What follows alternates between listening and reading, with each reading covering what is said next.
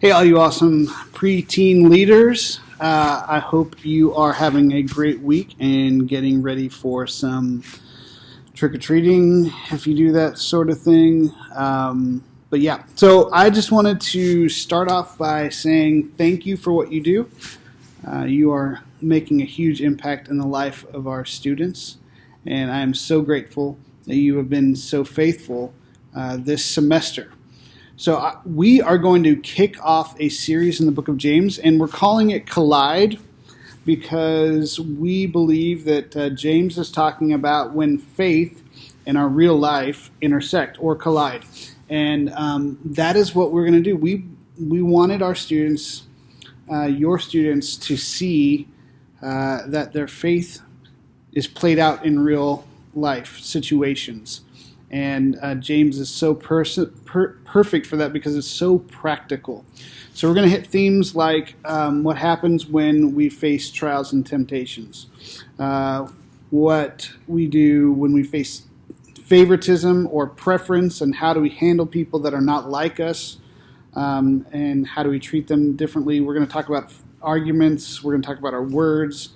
It's going to be an intensely practical series, and we want you to dig into their world. Christ Chapel is big on Monday morning relevant teaching, and this is certainly a book that is applicable for Monday, Tuesday, Wednesday, Thursday, Friday, Saturday, and Sunday. So, Collide, the book of James. Now, a couple things to remember. James is Jesus' half-brother.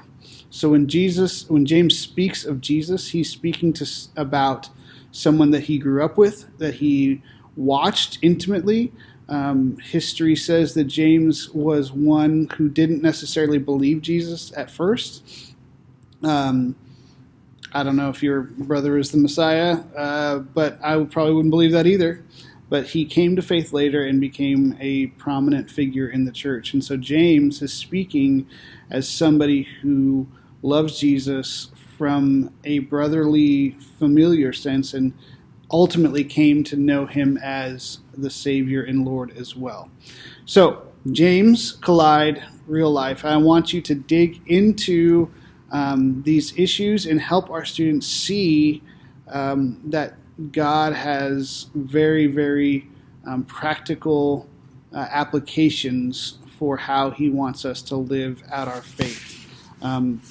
James is not talking about how to earn our salvation like some books are, but he's talking about how to live out our faith. And you'll see this phrase over and over again, what good is it? What good is it in the book of James? And really he's saying, what good is a faith if it's not practical and lived out in our everyday life? And so James is looking for a faith that is matters in our everyday world. And I think we all can agree that during this season, Christians living out their faith is something that this world desperately needs. So, again, thank you for all you do. Hope you have a great weekend. I'll talk to you later.